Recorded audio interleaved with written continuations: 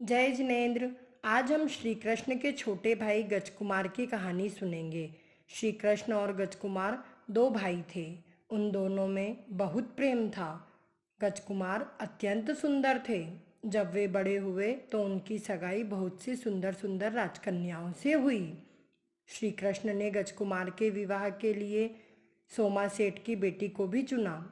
यहाँ उनके विवाह की तैयारियां चल रही थी। सभी जन बहुत खुश थे। नेमिनाथ भगवान भी श्री कृष्ण के गृहस्थ अवस्था के भाई थे। उस समय उनका सम्मोचन द्वारका नगरी में आया। इसी समय गजकुमार तथा अन्य सारे लोग नेमिनाथ भगवान के सम्मोचन में पहुँचे।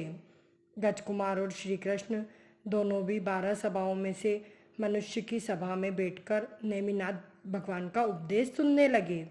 जन्म मरण का चक्कर, सम्यक दर्शन, सम्यक ज्ञान और सम्यक चारित्र आदि विषयों पर उपदेश सुनकर गजकुमार को वैराग्य के भाव आने लगे।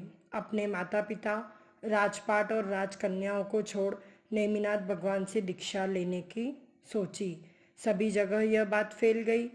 जिस राजकुमार की सगाई गजकुमार से हुई थी, वे सभी राजकन्याएं भी मोक्ष मार्ग की ओर अग्रसर हुई, वैरागी जीवन जीने लगी और आरिकाएं बन गई।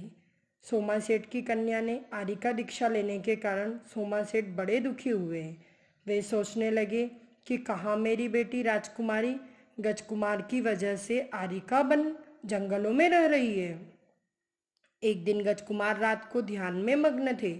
उसी समय सोमा सेठ वहां आए और मन में सोचने लगे कि इस गजकुमार की वजह से आज मेरी बेटी मुझे छोड़ आरिका बन गई है। अगर इसे साधु ही होना था तो मेरी बेटी के साथ सगाई ही क्यों की।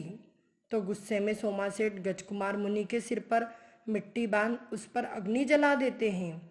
थोड़ी देर बाद मुनिराज का पूरा शरीर जलने लगा। अरे ये क्या! फिर भी मुनिराज ध्यान में लीन है, वे तो आत्मा में रमे हुए हैं।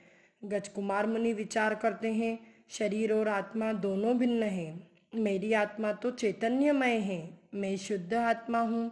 ऐसा विचार करते करते गजकुमार मुनि ने शुक्ल ध्यान करके मोक्ष को प्राप्त किया। इस कहानी से हमें यह शिक्षा मिलती है कि हमें कठिन परिस्थितियों में भी घबराना नहीं चाहिए और हमेशा समता भाव रखना चाहिए। जय